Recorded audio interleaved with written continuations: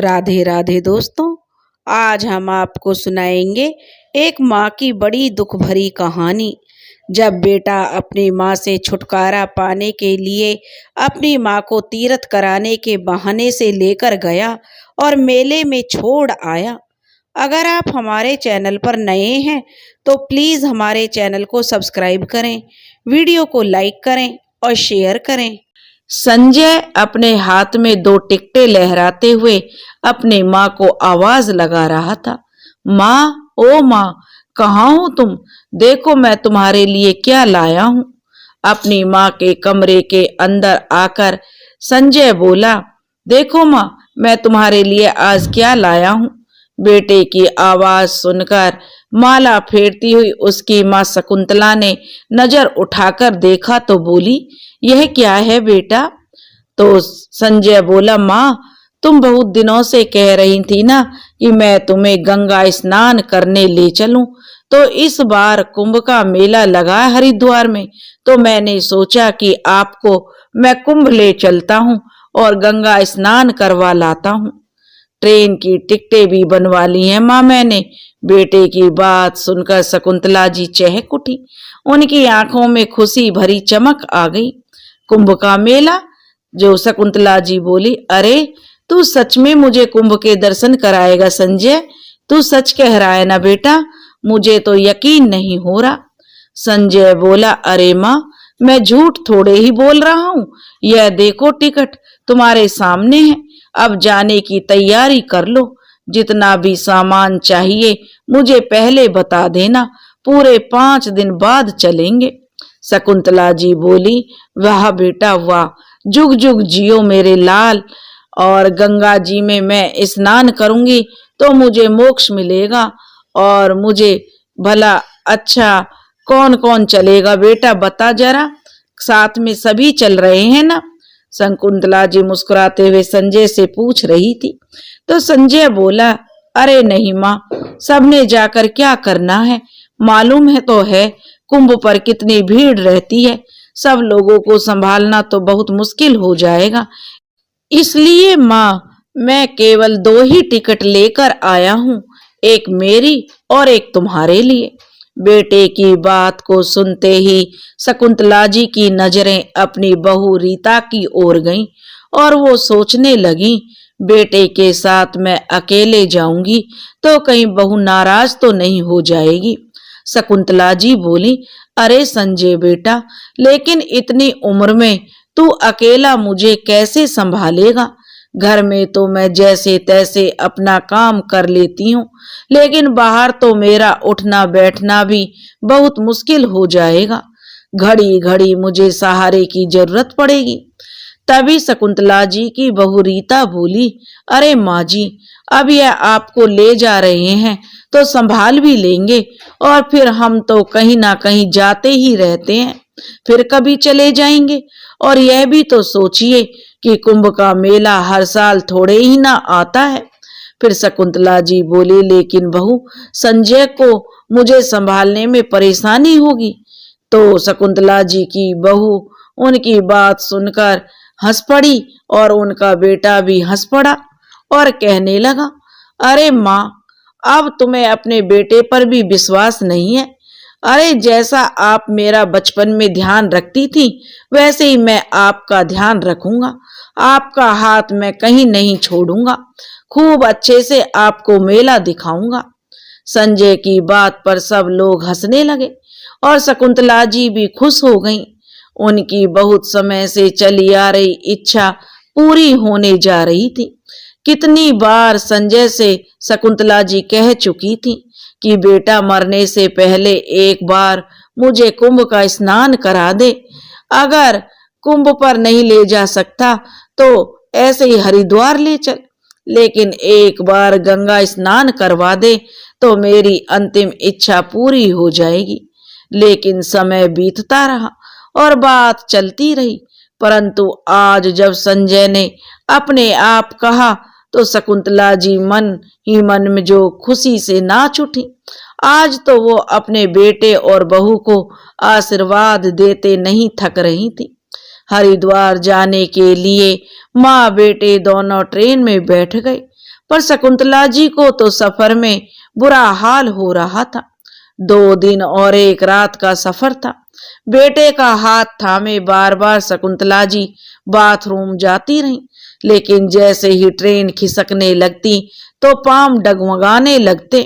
किसी तरह गिरती पड़ती शकुंतला जी सीट तक पहुंच पाती थी। अरे माँ, संजय कहता, संभालो अपने आप को, अभी तो सफर शुरू ही हुआ है, आगे कैसे करोगी। शकुंतला जी कहती, हाँ बेटा, कोशिश कर रही हूँ संभालने की, पर उम्र हो गई है ना, हाथ की पकड़ भी ढीली हो चुकी है और पांव भी डगमगा जाते हैं। बेबस होते हुए शकुंतला जी अपने बेटे संजय को कह रही थी। तो संजय बोला, कोई बात नहीं माँ, मैं हूं ना, मैं सब संभाल लूंगा। यह सुनकर शकुंतला जी की आंखें ममता की आंसुओं से भर आई। रात के समय ट्रेन की छुक छुक और सीटी की आवाज ने शकुंतला जी को सोने नहीं दिया। वे रह रहकर सोचती कि बेकारी मैंने संजय को इतना परेशान किया है, वह भी पूरी रात जागता रहा। इससे तो गंगाजल घर पर लाकर उसी से मैं नहा लेती।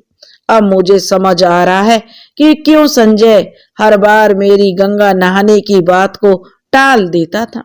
खैर, भगवान का नाम जपते जपते किसी तरह शकुंतला जी का सफर पूरा हुआ। गाड़ी रुकी तो प्लेटफॉर्म की भीड़ को देखकर शकुंतला जी हैरान रह गई। संजय ने दोनों थैले अपने कंधे पर लटकाए और अपनी माँ का हाथ पकड़कर स्टेशन से बाहर ले आया। उसी समय काली घटाएं छाने लगी और ठंडी ठंडी हवा चलने लगी। शकुंतला जी बोली, अरे बेटा, मुझे तो बहुत ठंड लग रही है, यह मौसम को भी आज ही बिगड़ना था क्या, ना जाने कब से बरसने लगेगा। अपनी माँ की बात सुनकर संजय बोला, माँ, थोड़ी देर में हम स्टेशन पर ही बैठ जाते हैं, मौसम ठीक होने पर ही बाहर निकलेंगे। थोड़ी देर बाद संजय उठकर कहीं चला गया और जब लौटा तो उसके हाथ में चाय के 2 कुल्हड़ और गर्मा गर्म पकौड़ों की थैली थी। माँ बेटे ने वहीं बैठकर शगुन से चाय पी और पकौड़े खाए। थोड़ी देर में शकुंतला जी को नींद आने लगी तो वो वहीं टेक लगाकर उन्होंने आंखें मूंद ली। करीब 1 घंटे के बाद बारिश थम गई और सूरज निकल आया। बारिश के कारण रेलवे स्टेशन पर जो भीड़ बढ़ गई थी, अब वह धीरे धीरे छटने लगी थी। दोनों माँ बेटा एक ऑटो रिक्शा पकड़कर कुंभ के मेले तक पहुंच गए। मेले की शुरुआत में ही रिक्शा वाले ने उन्हें उतार दिया था। करीब 1-1.5 किलोमीटर पैदल चलकर गंगा घाट तक पहुंचे तो गिरते पड़ते बड़ी मुश्किल से उन्हें एक डेरे में जगह मिल पाई थी। संजय ने वही चादर बिछाकर अपना सामान रख दिया और अपनी माँ का हाथ पकड़कर गंगा नहवाने ले गया। शकुंतला जी ने अपने जीवन भर में इतनी भीड़ कहीं नहीं देखी थी। कहीं लाउड स्पीकर का शोर मच रहा था तो कहीं भजन चल रहे थे, कहीं गंगा मैया की जय जयकार करते लोग घूम रहे थे तो कहीं साधु संतों के प्रवचन चल रहे थे। दोनों माँ बेटे आगे बढ़े तो झूले वाले, खिलौने वाले, पूरी कचौड़ी और मिठाइयों की दुकान, धार्मिक किताबें और तस्वीरों की दुकान, हर जाति और धर्म के लोगों को देखकर शकुंतला जी हैरान थी। उन्हें ऐसा लग रहा था जैसे वह किसी दूसरी ही दुनिया में पहुंच गई हैं। यह सब देखते हुए वह अपने बेटे संजय का हाथ कसकर थामे हुए थी।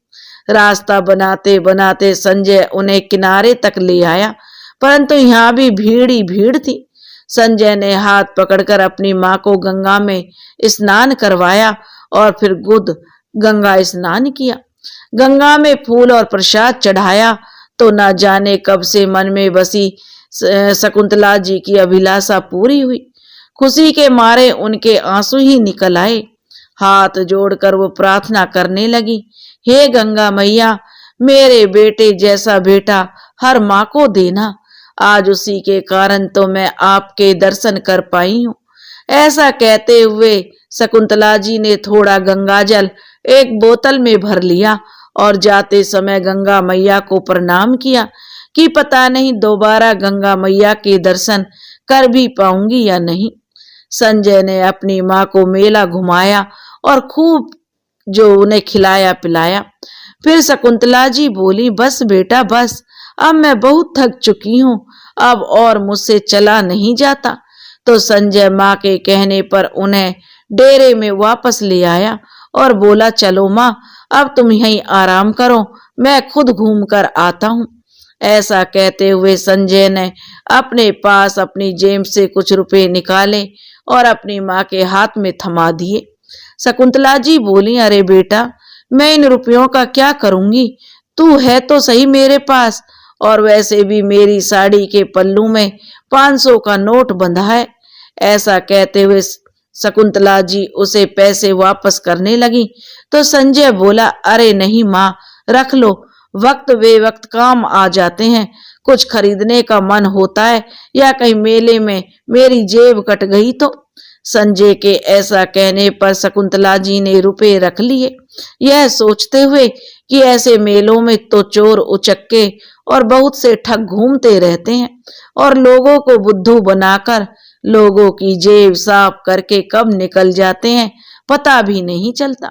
संजय अपना थैला लेकर चला गया और शकुंतला जी वहीं पर अपना थैला सिर के नीचे लगाकर चादर पर लेट गईं। आज उनका मन बड़ा संतुष्ट था। संजय ने भी उनका खूब ध्यान रखा था। लेटे लेटे ही शकुंतला जी की आंख लग गई, लेकिन जब आंख खुली तो देखा सूरज देव अस्त हो चुके थे। इधर उधर देखा तो संजय अभी तक नहीं लौटा था। अब शकुंतला जी के माथे पर चिंता की लकीरें उभर आई। अनजानी जगह और अनजाने लोग अपने संजय के बारे में पूछे तो पूछे भी किससे। फिर उन्होंने अपना सामान टटोल कर देखा तो सब सामान सुरक्षित था। अपनी साड़ी के पल्लू में बंधे रुपए भी सुरक्षित देखे तो शकुंतला जी डेरे से बाहर जाकर इधर उधर अपने बेटे को ढूंढने लगी। तभी सामने देखा तो हैरान रह गई। आदमियों का एक झुंड तेजी से भागता हुआ आ रहा था। इससे पहले कि शकुंतला जी कुछ समझ पाती, जोर जोर से चीख पुकार मचने लगी। फिर पता लगा कि मेले में एक हाथी ने उधम मचा दिया है, जिस कारण सारी तरफ भगदड़ मच गई है और भगदड़ में गिरकर कुचलने से बहुत से लोग मारे गए हैं। यह बात सुनकर शकुंतला जी को तो जैसे काटो तो खून नहीं, उनका कलेजा मुंह को आ रहा था। कहीं उनका संजय तो इस भीड़ में नहीं, ऐसा नहीं हो सकता। ऐसा कहते हुए शकुंतला जी एक यात्री से जाकर पूछने लगी, भैया यह किस समय की बात है? फिर उस व्यक्ति ने बताया, माँ जी करीब 4 बजे की बात है, जब साधु हाथियों पर बैठकर स्नान करने जा रहे थे तो उनमें से एक हाथी बिगड़ गया, जिस कारण यह कांड हो गया। जितने भी लोग जख्मी हुए हैं उन्हें अस्पताल पहुंचाया जा रहा है। जो लोग मर गए हैं उन्हें सरकारी गाड़ी से उठाया जा रहा है। क्या आपका भी कोई लापता है? उस व्यक्ति की बात सुनकर शकुंतला जी की आंखों में आंसू आ गए और वह रोते हुए बोली, क्या बताऊं बेटा, मेरा भी बेटा 1 बजे से मेला घूमने के लिए निकला था, लेकिन अभी तक लौट कर नहीं आया। तो वह व्यक्ति बोला, लेकिन माँ जी उसकी कोई फोटो तो होगी? फोटो? शकुंतला जी बोली, फोटो तो नहीं है मेरे पास बेटा, अब मैं क्या करूं? शकुंतला जी रोते हुए बोली। तो वह व्यक्ति बोला, माँ जी आप रो मत, देखिए सामने वह पुलिस चौकी है, आप वहीं जाकर पता कर लीजिए। उस व्यक्ति के कहने पर जो शकुंतला जी ने चादर समेटकर अपनी थैली में डाली और थैला उठाकर जैसे तैसे पुलिस चौकी तक पहुंची और रोने लगी कि मेरा बेटा कहीं नहीं मिल रहा है। तभी एक दयालु पुलिस वाला उनके पास आया और बोला, माँ जी हौसला रखिए, आप जो मेरे साथ मोटरसाइकिल पर बैठिए। वह सिपाही शकुंतला जी को उस जगह पर ले गया जहां मृतकों को इकट्ठा किया गया था। लेकिन शकुंतला जी को यह देखकर खुशी हुई कि उनका बेटा वहां नहीं था। फिर 1-2 जगह बने अस्पतालों में भी जो वह पुलिस वाला शकुंतला जी को लेकर गया, जहां लोग जख्मी पड़े हुए थे और करहा रहे थे। डॉक्टर उनकी मरहम पट्टी करने में जुटे हुए थे। परंतु संजय का पता वहां भी नहीं चल पाया। तभी शकुंतला जी सोचने लगी, कहीं संजीव डेरे पर वापस तो नहीं लौट आया होगा, वह मुझे ढूंढ रहा होगा, परेशान तो नहीं हो गया होगा, कहीं वह मेरा इंतजार नहीं कर रहा हो। हालांकि उन्होंने पुलिस चौकी पर अपने बेटे का हुलिया बता दिया था और उनसे कहा था, अगर मेरा बेटा मिले तो मेरे लौटने तक उसे यहीं रोक कर रखना, इस उम्मीद से कि संजय वहीं मेरा इंतजार कर रहा होगा। शकुंतला जी ने आकर पता किया तो उन्हें मालूम पड़ा कि कोई भी उनके बारे में पूछने नहीं आया। डेरे में से गई थी तो वहां भी उनका बेटा नहीं मिला। आधी रात हो गई। बेचारी माँ कभी डेरे में जाती तो कभी पुलिस चौकी पर, लेकिन बेटे का कहीं पता नहीं था। जब रात के 1 बज गए तो पुलिस वालों ने कहा, माँ जी आप जाकर आराम कीजिए, यदि आपका बेटा पूछने आया तो हम आपके पास भेज देंगे। पुत्र के वियोग से व्याकुल शकुंतला जी आशा भरी नजरों से कभी यहाँ देखती तो कभी वहां देखती और फिर चादर बिछाकर लेट गईं। लेकिन आंखों में नींद कहाँ थी। सोचने लगी, कहाँ चला गया मेरा बेटा, इतने बड़े मेले में उसे कहाँ कहाँ ढूंढूं, यहाँ कोई अपना भी नहीं है। यदि संजय नहीं लौटा तो मैं अकेले घर कैसे जाऊंगी। बहू मुझसे संजय के बारे में पूछेगी तो मैं बहू का सामना कैसे करूंगी। यह सोचते सोचते सरस्वती जी स्वयं को ही कोसने लगी कि बेकार ही गंगा नहाने की जिद ठान बैठी थी। अगर संजय टिकट ले ही आया था तो मना भी तो कर सकती थी ना, टिकट तो वापस भी हो सकते थे। लेकिन इतनी बड़ी मुसीबत तो सर पर नहीं पड़ती। अब कहाँ ढूंढूं मैं अपने बेटे को। फिर शकुंतला जी को ख्याल आने लगा कि कहीं संजय को कोई ठग बहला फुसला कर तो नहीं ले गया। कितना सीधा है मेरा बेटा, बहुत जल्दी किसी की भी बातों में आ जाता है, या फिर किसी ने कोई गलत चीज उसे सुंघा दी हो और वो बेहोश कर दिया हो और उसका सारा पैसा, अंगूठी और चैन छीनकर उसे कहीं फेंक दिया हो। यह सब सोच सोच कर शकुंतला जी अंदर ही अंदर चिंता के मारे घुली जा रही थी। मन में उठने वाली शंकाओं का अंत नहीं था। अगले दिन जब सुबह हुई तो शकुंतला जी नहाना धोना भूलकर सीधे पुलिस चौकी पर पहुंच गई। एक ही दिन में पुलिस चौकी के लोग उन्हें पहचानने लगे थे। देखते ही बोले, आइए माँ जी, क्या आपका बेटा लौटा नहीं अभी तक। तभी शकुंतला जी रोते हुए बोली, कहाँ देखूं बेटा, तुम्हें ढूंढ कर ले आओ मेरे बेटे को, एक माँ की दुआएं तुम्हें लगेंगी। शकुंतला जी का रो रो कर बुरा हाल था। फिर पुलिस वाला बोला, माँ जी धीरज रखो, हम कुछ करते हैं, सभी डेरों में अनाउंसमेंट करवाते हैं, आपका बेटा मेले में जहाँ कहीं भी होगा तुरंत दौड़ा आएगा। आप ऐसा कीजिए, अपना नाम और पता लिखवा दीजिए और फिर जाकर स्नान ध्यान कीजिए, जल्दी ही आपका बेटा मिल जाएगा, भगवान पर भरोसा रखिए। अब तो पुलिस वालों को भी जो शकुंतला जी से हमदर्दी हो गई थी। रोती बिलखती बेचारी बूढ़ी माँ अपने डेरे पर वापस लौट आई। जैसे तैसे जो शकुंतला जी ने गंगा स्नान भी कर लिया और मन ही मन प्रार्थना करती रही, हे गंगा मैया, मेरा संजय जहां भी हो कुशल पूर्वक हो, वही तेरे दर्शन कराने के लिए मुझे यहाँ तक लेकर आया था और वही हाथ छुड़ाकर ना जाने कहाँ गुम हो गया है और मुझ बूढ़ी को समझ नहीं आता कि मैं क्या करूं। हे भगवान, आप ही कोई चमत्कार करो, मेरा खोया हुआ बेटा मुझे वापस मिल जाए तो वापस जाकर बहू को मुंह दिखाने लायक बन सकूं। पूजा अर्चना से निपटकर शकुंतला जी जो आने जाने वाले हर व्यक्ति को आशा भरी निगाहों से देखती, दूर दूर तक उनकी निगाह आने जाने वालों का पीछा करती कि कहीं संजय दिख जाए। घाट पर ही बैठे बैठे शाम हो गई। अब तो पेट में भी मरोड़ पड़ने लगी थी। कल शाम से ना तो भोजन का एक निवाला पेट में गया था और ना ही पानी की एक बूंद। फिर उन्हें ध्यान आया, अगर मैं खुद बीमार पड़ गई तो बेटे को कैसे ढूंढूंगी। उसे ढूंढना है तो खुद को स्वस्थ रखना होगा, नहीं तो यहाँ मेरा कौन बैठा है जो मान मनुहार करके मुझे खिलाएगा।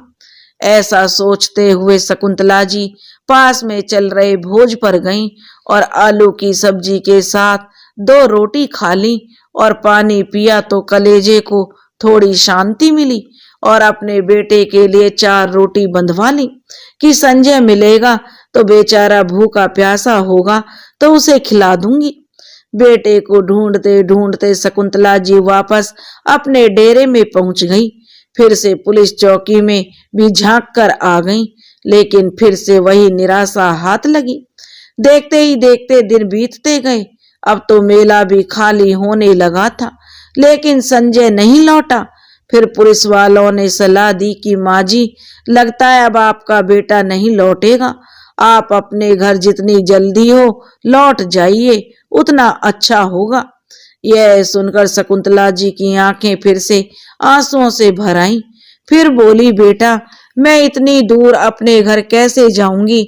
मैं तो कभी भी अकेले गई ही नहीं। कहते कहते शकुंतला जी की आवाज रुआंसी हो गई। तो पुलिस वाले बोले, अच्छा माँ जी, आप अपने घर का फोन नंबर ही बता दो, घर से कोई आकर आपको ले जाएगा। तो शकुंतला जी बोली, बेटा, घर से मुझे कौन लेने आएगा? घर पर बहू अकेली है, वह अकेली यहाँ कैसे आ पाएगी? तो पुलिस वाले बोले, अरे माँ जी, बहू किसी नाती या रिश्तेदारों को भी तो बुला सकती है, आप किसी का भी नंबर बता दीजिए। तो शकुंतला जी ने दिमाग पर लाख जोर डाला, लेकिन हड़बड़ी में नंबर याद नहीं आया। अक्सर दिमाग को भी जंग लग जाता है जब इंसान परेशानी में होता है। वैसे भी बुढ़ापे में याददाश्त भी कमजोर हो जाती है, और यही हुआ था शकुंतला जी के साथ भी। उन्हें कोई नंबर याद नहीं आ रहा था। शकुंतला जी अपनी बेबसी पर जो उनकी आंखें भर आई थी। उसी समय एक यात्री पुलिस चौकी के बाहर से गुजर रहा था, तो उसका ध्यान वहां बैठी शकुंतला जी की ओर गया, जो फूट फूट कर रो रही थी। उसने पुलिस वालों से उस बूढ़ी माई के रोने का कारण पूछा, तो सारी बात सुनकर वह यात्री बोला, माँ जी को मेरे साथ भेज दीजिए, मैं भी वहीं का रहने वाला हूँ। मैं शाम 6 बजे की ट्रेन से अपने घर जा रहा हूँ। आप कहें तो मैं माँ जी को साथ लेता जाऊंगा और उसके बाद उनके गांव जाने वाली बस में बैठा दूंगा। वह आराम से अपने गांव पहुंच जाएंगे। पुलिस वालों ने शकुंतला जी को उस अनजान व्यक्ति के साथ रवाना कर दिया और उसका पता और फोन नंबर अपने पास लिख कर रख लिया। शकुंतला जी ने उनके साथ जा तो रही थी, पर मन में किसी कोने में एक डर भी था कि कहीं यह व्यक्ति कोई ठग ना हो, परंतु और कोई चारा भी नहीं था उस पर विश्वास करने के अलावा, वरना इस अनजान जगह पर कब तक रहती। लेकिन उस व्यक्ति ने जैसे शकुंतला जी के मन की बात पढ़ ली हो। वह बोला, माँ जी, आप चिंता मत कीजिए, मैं आपके गांव के पास के गांव में ही रहता हूँ। भरोसा रखिए मुझ पर। यदि आप कहेंगी तो मैं आपको आपके घर भी छोड़ दूंगा। फिर शकुंतला जी बोली, अरे नहीं भैया, विश्वास के सहारे ही तुम्हारे साथ आई हूं। तुम मुझे अपने साथ लेकर आए हो तो क्या इतना उपकार कम है? ट्रेन से उतरने के बाद मुझे बेटा बस में बैठा दोगे तो मैं अपने गांव पहुंच जाऊंगी। बस मुझे तो एक ही बात का गम खाए जा रहा है, ना जाने मेरा बेटा कहाँ होगा, किस हाल में होगा। 2 दिन के बाद शकुंतला जी जब बस से उतरी तो पैदल ही अपने घर की ओर चल पड़ी, लेकिन बेटे के बिना उनका मन भारी हो रहा था। समझ नहीं आ रहा था कि वो अपनी बहू का सामना कैसे करेंगी, उससे क्या कहेंगी, क्या बताएंगी कि संजय कहाँ है। इसी उधेड़-बुन में जैसे तैसे वो अपने घर के द्वार तक पहुंची तो यह देखकर हैरान रह गईं कि वहां तो खूब चहल पहल थी। घर के बाहरी हिस्से में सफेद रंग का टेंट लगा हुआ था, जहां भोज चल रहा था। एक बार शकुंतला जी को लगा कि वह गलती से किसी और जगह पर पहुंच गई हैं, लेकिन जैसे वे बाहर की ओर जाने लगी तभी उनके पोते और पोती की नजर अपनी दादी पर पड़ी तो वे आश्चर्यचकित रह गए, लेकिन फिर खुशी से चिल्लाने लगे, मम्मी देखो, पापा देखो, दादी तो हमारे सामने खड़ी है, वो लौट आई हैं, दादी जिंदा है। अपने पोते पोती की यह बात सुनकर सरस्वती जी भौचक्की रह गईं। उन्हें समझ नहीं आ रहा था आखिर यह सब क्या चल रहा है। बच्चों के चिल्लाने की आवाज सुनकर सभी लोग दौड़कर बाहर आ गए। पूरे गांव में हड़कंप मच गया। अम्मा जी वापस आ गई हैं, माँ जी वापस आ गई हैं और शकुंतला जी लौट आई हैं। उधर से संजय भी दौड़कर आया और अपनी माँ को देखते ही उसके होश उड़ गए और फिर तुरंत आकर अपनी माँ से लिपट गया और बोला, माँ तुम कहाँ चली गई थी? उसी समय उनकी बहू रीता दौड़ी दौड़ी आई और अपनी सासू माँ से लिपट गई और कहने लगी, पता है माँ, कितने दिनों से हमारा रो रो कर बुरा हाल था। हमने तो सोचा था कि माँ जी अब। तभी उसकी बात काटते हुए शकुंतला जी बोली, हाँ हाँ यही सोचा होगा ना कि मैं भगवान को प्यारी हो गई हूँ। शकुंतला जी को जैसे सारी बात का एहसास हो चुका था। फिर वह बोली, इसलिए तो तुम आज अपनी सास की तेरवी कर रही थी। एक बार मुझे ढूंढना तक जरूरी नहीं समझा तुम लोगों ने। और संजय तो मुझे वहां निर्जन स्थान पर छोड़कर अनजाने लोगों के बीच में छोड़कर यहाँ चला आया। मुझसे पीछा छुड़ाने का यही रास्ता सूझा तुम लोगों को। यही सोचा होगा ना, अकेली बूढ़ी औरत वापस घर कैसे पहुंचेगी, वहीं मर खप गई होगी। हे भगवान, ऐसा कहते हुए शकुंतला जी वहीं जमीन पर अपना सिर पकड़कर बैठ गई और फिर बोली, अरे मैं तो पगला उठी थी, घाट घाट पर तुझे ढूंढती फिर रही थी। फिर संजय बोला, ऐसा नहीं है माँ, मैंने तुम्हें कहाँ कहाँ नहीं ढूंढा, ना जाने कहाँ कहाँ मैंने आपके नाम की घोषणा करवाई, पर आप कहीं नहीं मिली। तभी शकुंतला जी ने कहा, भगवान का इतना शुक्र है कि तू ठीक ठाक है बेटा, तुझे देखकर मेरी जान वापस लौट आई है। उसी समय बेटा बहू दोनों एक दूसरे की आंखों में देखते हुए बोले, अब यह दावत माँ के लौट आने की खुशी में है, सब खुशी से खाना खाओ, हमारी माँ वापस आ गई है। ऐसा कहते हुए संजय खुशी से नाचने लगा और दूसरी ओर गांव की औरतों में भी कानाफूसी होने लगी। थोड़ी ही देर में सब लोग रीता और संजय को बधाई देने लगे। सब लोग कहने लगे, अरे रीता, अच्छा हुआ जो तुम्हारी सासू माँ लौट आई, नहीं तो तुम क्या क्या सोच रही थी और वे बेचारी ना जाने कहाँ कहाँ भटक रही थी। बड़ी हिम्मत वाली है तुम्हारी सासू माँ जो इतनी दूर से अकेले लौट आई हैं। फिर दूसरी औरत बोली, जाको राखे साइया, मार सके ना कोई। खैर जितने मुंह उतनी बातें, लेकिन सब बातों का एक ही जवाब था कि शकुंतला जी सकुशल अपने घर लौट आई थी। वे सभी रिश्तेदार जो शकुंतला जी के दुख में शामिल होने आए थे उनके पांव छूने लगे और तभी किसी ने ढोल वालों को बुला लिया। ढोल बजने लगे और सब लोग नाचने कूदने लगे। माहौल एकदम से बदल गया। उधर अपने बेटे संजय को अपने सामने सुरक्षित देखकर शकुंतला जी भी सब कुछ भूल गई। भगवान ने उनकी मनौती मान ली थी। अब भगवान पर शकुंतला जी का विश्वास और बढ़ गया था। सभी रिश्तेदार और पड़ोसी खा पीकर अपने अपने घर चले गए थे। शकुंतला जी और उनके बेटा बहू भी अपने अपने कमरों में जाकर सो गए। कितने दिनों के बाद शकुंतला जी निश्चिंत होकर शगुन से सोई थी, लेकिन अचानक ही उनकी रात में नींद खुली। उनका गला सूख रहा था। पानी पीने के लिए वो उठी तो देखा संजय के कमरे की बत्ती जल रही थी। धीरे धीरे कुछ बोलने की आवाज आ रही थी। आखिर ये लोग इस समय जाग क्यों रहे हैं? और शकुंतला जी के मन में यह प्रश्न आ गया और जैसे ही वह उनके कमरे की ओर बढ़ी तो उन्होंने जो कुछ भी सुना उन्हें अपने कानों पर यकीन नहीं हुआ। रीता संजय से कह रही थी, तुमने तो कहा था कि मैं माँ को ऐसी जगह ठिकाने लगाकर आऊंगा कि उसके बाद तुम्हें उनसे हमेशा के लिए छुटकारा मिल जाएगा, लेकिन देखो तुम्हारी माँ तो कुछ दिनों में ही वापस आ गई। फिर संजय बोला, अरे माँ को कुंभ के मेले में रीता मैं छोड़ आया था, जहां इतनी भीड़ और भगदड़ रहती है। मैंने तो सोचा भी नहीं था कि ऐसी जगह से और इतनी दूर से भी माँ वापस लौटकर आ सकती है। लेकिन रीता जो हुआ अच्छा ही हुआ, क्योंकि जब से मैं माँ को छोड़कर आया था मेरी आत्मा मुझे धिक्कार रही थी कि मैंने अपनी माँ को त्यागने का या उन्हें मारने का बहुत बड़ा पाप किया है।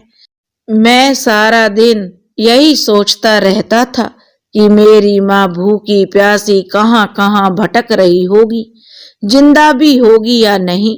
मेरी माँ ने मुझ पर विश्वास किया था, लेकिन मैंने उनके साथ इतना बड़ा विश्वासघात कर दिया। माँ को इस प्रकार गंगा घाट पर छोड़कर आने का अपराध बोध मुझे अंदर ही अंदर खा रहा था।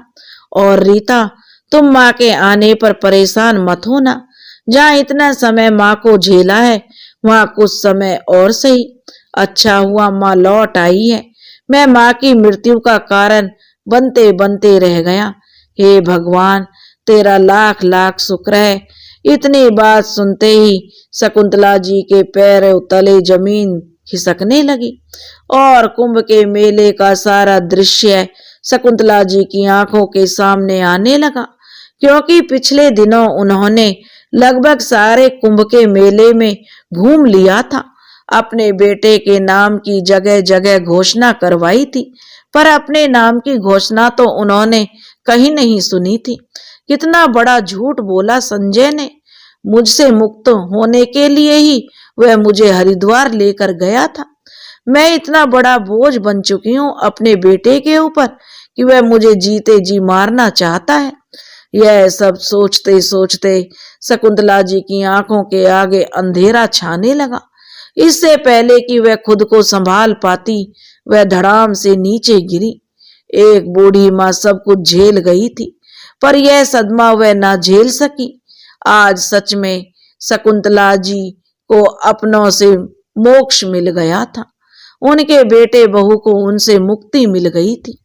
दोस्तों, अगर आपको हमारी कहानी पसंद आई हो तो प्लीज हमारे चैनल को सब्सक्राइब करें, वीडियो को लाइक करें और शेयर करें। राधे राधे।